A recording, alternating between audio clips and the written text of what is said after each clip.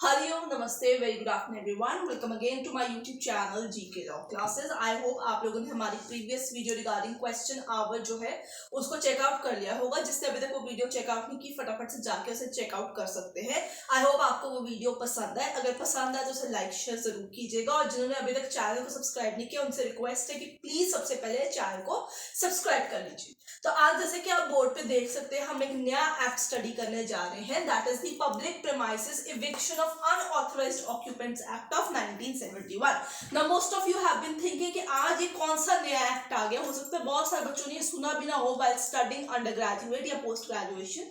So let me tell you कि अभी कुछ ही दिनों के अंदर एक एग्जाम आने लगा है. That is regarding the Coal India Limited MT law management trainee law, जिसकी already date of filing the application form has been done. तो वो ऑलरेडी बीत चुकी है, 14 फरवरी ही थी.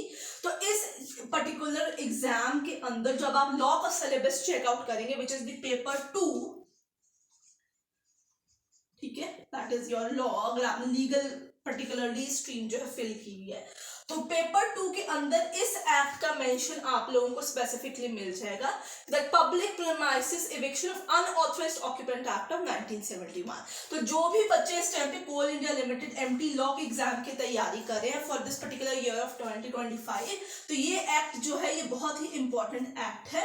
क्योंकि बहुत बड़ी हो सकता है बच्चों के पास नोट्स ही ना हो, तो उनकी हेल्प करने के लिए स्पेसिफिकली मैं आज इस एक्ट के रिगार्डिंग कुछ पॉइंट्स लेके आई हूँ जिन्हें आप अपने रजिस्टर में पेन डाउन कर सकते हैं. Otherwise also if you are not preparing for Coal India Limited exam तब भी आप इस एक्ट को लिख सकते हैं. कोई ऐसी इसके ऊपर डिस्क्रिमिनेशन नहीं कि उन्हीं के लिए है. आप लोगों को पता होना बहुत ज्यादा जरूरी है. तो जिन्होंने अभी तक चैनल को सब्सक्राइब नहीं किया मैं फिर से कह रही हूँ चैनल को फटाफट से सब्सक्राइब कर लीजिए. आने वाले दिनों के अंदर और भी ऐसे डिफरेंट एक्ट्स जो है वो मैं आप लोगों के लिए लेके आऊंगी. सो सबसे पहले समझते हैं what is the objective of this particular act.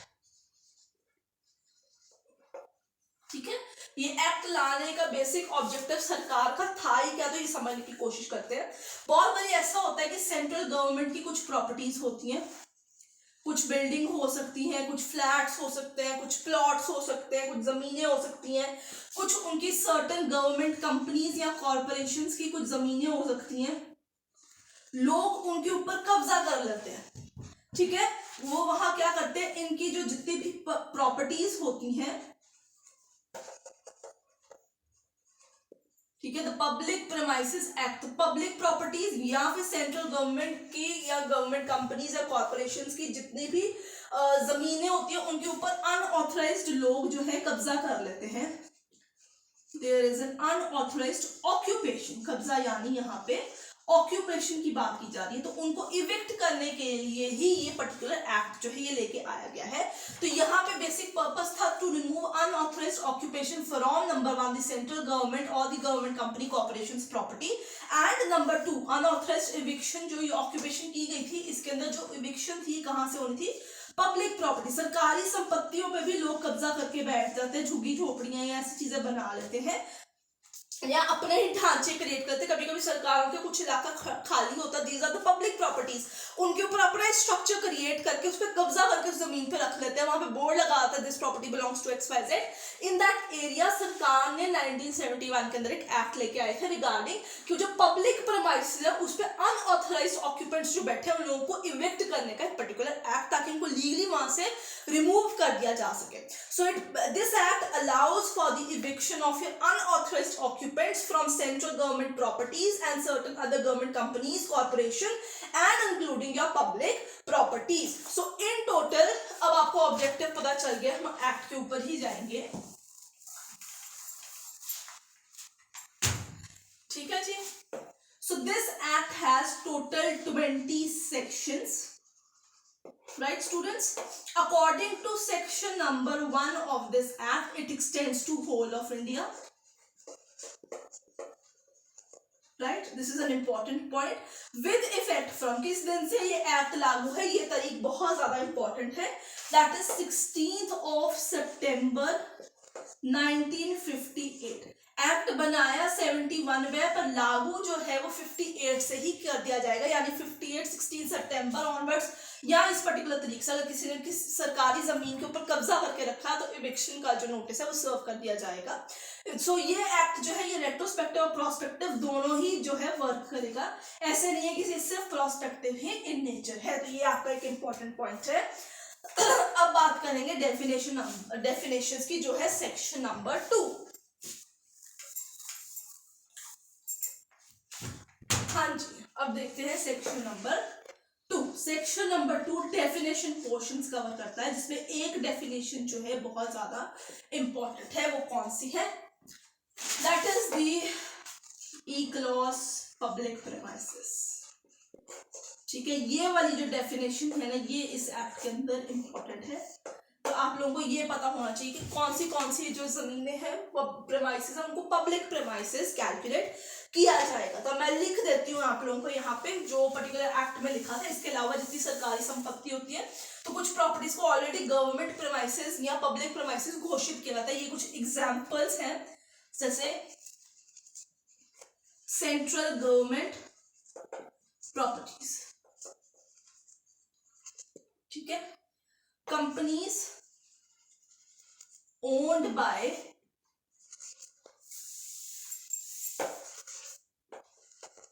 Government, जहां पे सरकार का 51% से ज्यादा का स्टेक है जिस कंपनी में, वो गवर्नमेंट कंपनी रहेगी।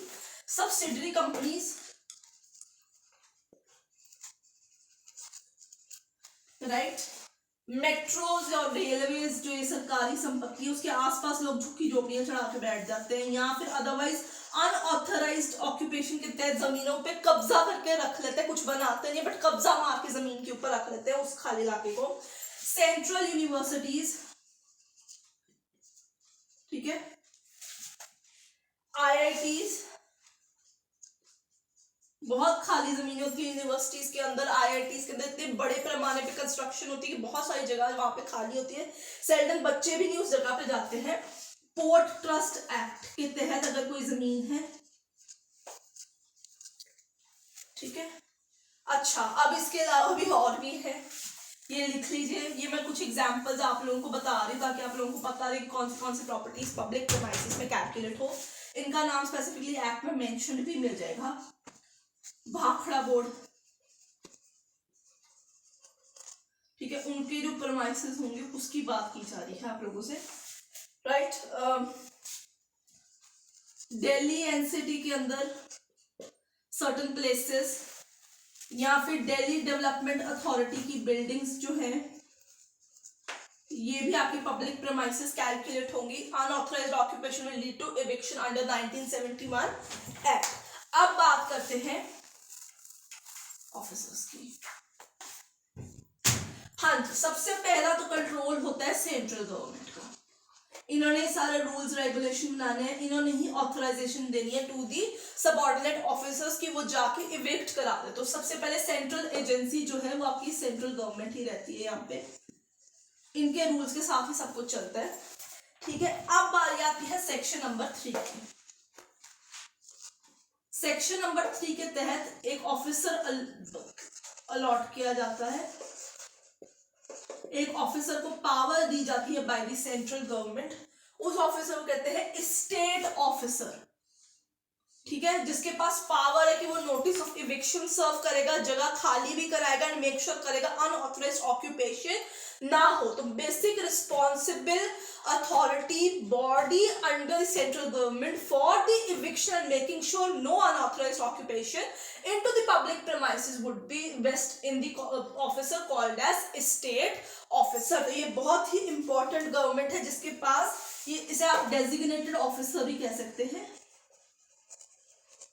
ठीक है। कहीं कहीं पर्टिकुलर सेक्शन में से डेजिग्नेटेड ऑफिसर भी कहा जाएगा, जिसके पास होगा general control and maintenance of those public properties, right students. तो ये आपको चीज ध्यान में रखनी होगी। अब चलते हैं सेक्शन नंबर 3A की तरफ, ठीक है जी। 3A हम पहुंच चुके हैं। इविक्शन होगी फ्रॉम टेम्पररी ऑक्यूपेशन। किसी ने टेम्पररी उसको ऑक्यूपाइड किया, परमानेंट ऑक्यूपेंसी नहीं, कुछ महीनों से कब्जा करके बैठा हुआ, in that case by the order of EO माने स्टेट ऑफिसर, उसे इविक्ट कर दिया जा सकता है उस पोजीशन के ऊपर से। इसी तरीके से 3B अगर सेक्शन देखते हैं तो वो है रेजिडेंशियल अकोमोडेशन। अगर सरकार के कोई फ्लैट्स वगैरह है, कोई प्लॉट के ऊपर किसी ने रेजिडेंशियल आगे अकोमोडेशन करके रखी हुई है, तो रेजिडेंशियल अकोमोडेशन में 3 वर्किंग डेज का नोटिस देके स्टेट ऑफिसर जो है उस बंदे को वहां से इफेक्ट कर सकता है। ठीक है जी। बट इस सारे प्रोसेस से पहले सेक्शन नंबर आता है आपके पास 4, जिसमें शो कॉज नोटिस भी स्टेट ऑफिसर ने जनरेट करना है। ठीक है, 7 दिन का एक शो कॉज नोटिस आता है आप लोगों को। 7 वर्किंग डेज का नोटिस होता है कि आपको क्यों उस जगह से ना निकाला जाए। अगर आप अनसेटिस्फैक्ट्री आंसर देंगे तो 3 दिन के अंदर फर्दर वो आपको एक सर्टेन टाइम पीरियड देते हैं, आपको वहां से इविक्ट करना होता है। ठीक है स्टूडेंट्स, सेक्शन नंबर 5 आता है आपके पास ये particular eviction of unauthorised occupant, जिसके ऊपर क्या होता है कि यहाँ पे क्या होता है कि पहले आपको शो कॉज नोटिस जारी कर दिया जाता है। शो कॉज नोटिस होने के बाद, मैं सेक्शन का नाम ही लिख रही हूँ, इविक्शन ही सेक्शन का नाम है। शो कॉज नोटिस होने के बाद पर्सनल हियरिंग होती है, जिसके बाद वहां पे उसको क्या करते हैं, ही फाइंड्स की जो इविक्शन है वो इलीगल है, तो उसको 15 दिन दे दिए जाते हैं कि वहां से चुप करके इविक्ट कर जाए। अदरवाइज 16th डे हम घुसेंगे और फिर आप लोगों को वहां से फोर्सफुली रिमूव किया जाएगा। सो जब भी शो कॉज नोटिस होगा, अनसेटिस्फैक्ट्री होगा, तो 15 से ज्यादा दिन भी दे दी जाती है, कभी कभी मैक्सिमम 45 डेज भी चला जाता है, किसी को टाइम पीरियड देते हैं। कभी कभी लोग, उनकी फैमिली रह रहे तो जमान ज्यादा, उनके पास ऑल्टरनेट ऑक्यूपेशन का कोई हिसाब नहीं बनता, तो इन दैट केस ये डेज 15 डेज एक्सटेंड भी हो सकते हैं। ठीक है जी।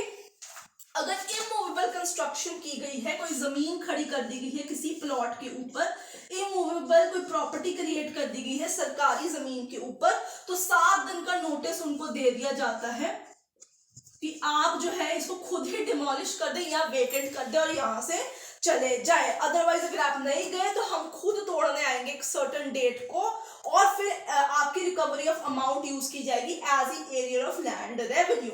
इन केस अगर सपोज जो प्रॉपर्टी लेफ्ट है, कोई पीछे कोई चीज छोड़ गया, बंदा इविक्ट हो चुका है but he left certain thing behind, under section number 6 14 से लेके 50 दिन के अंदर पब्लिक ऑप्शन करके उस पर्टिकुलर चीजों को बेच दिया जाएगा सरकार की तरफ से। तो ये चीज आपको याद रखनी होगी। The state officer will have a power of civil code that has to be remembered. Under section number 8 he will have a power of civil code. अब हम बात करते हैं, इसमें 20 सेक्शंस हैं बट सेक्शन नंबर 11A तक ही important है, बाकी सब मिसलेनियस आपके सेक्शंस हैं। 9 नंबर आती है अपील। राइट, तो स्टेट ऑफिसर से अपील कहां लाई करेगी, तो ये जाएगी डिस्ट्रिक्ट जज। जिस डिस्ट्रिक्ट के अंदर वो जमीन पड़ती है उसकी कोर्ट के अंदर जो है केस दायर किया जा सकता है विदिन 12 डेज ऑफ ऑर्डर्स। 12 दिन के अंदर अंदर जिस दिन ऑर्डर आया है उसके अंदर डिस्ट्रिक्ट जज को अप्रोच करेंगे एंड उसका डिसीजन जो है वो फाइनल होगा। Decision is final, section number 10। ठीक है, डिस्ट्रिक्ट जज का डिसीजन फाइनल होगा। 11 नंबर आता है पेनल्टी। ठीक है, जो स्टेट ऑफिसर ने लगानी है for your unauthorised occupation. So somebody who has unlawfully occupied that area, तो उसको मिनिमम सिंपल इम्प्रिजनमेंट दी जा सकती है फॉर 6 मंथ्स। ठीक है, फाइन भी होता है और 5000 रुपीज का उसको फाइन लगाया जा सकता है। ईदर ऑफ द केस, दोनों में से कोई भी पेनल्टी होती है। अगर उसे फिर ऑक्यूपाई कर लिया है, अगेन उसने ऑक्यूपाई कर लिया है, तो पनिशमेंट जो है वो आपकी इम्प्रिजनमेंट हो जाएगी 1 साल की मैक्सिमम, और फाइन तब भी आपका 5 से 10,000 रुपया ही रहेगा। इसी के साथ आखिरी सेक्शन 11A आएगा आपके पास, that is the cognizable offence. So जो भी ऑफेंस इसके नीचे होगा that would be a cognizable offence. So that is an important point. So जितने भी स्टेट ऑफिसर है सेंट्रल गवर्नमेंट उन्हें अपॉइंट करेगा for the eviction of unauthorised occupations. ठीक है, इन केस अगर आपने उसके ऑर्डर को चैलेंज करना तो 12 दिन के अंदर उसके ऑर्डर से आप सेक्शन 9 के तहत डिस्ट्रिक्ट जज के पास केस फाइल करेंगे। Under section section 10 his decision would be final.